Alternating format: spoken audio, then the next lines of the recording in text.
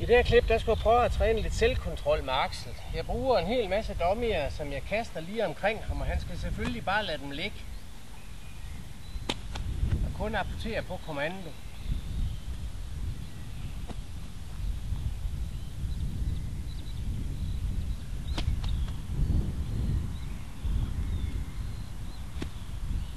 Apport. Axel. Sit. Ja, tak. Tak. Sit.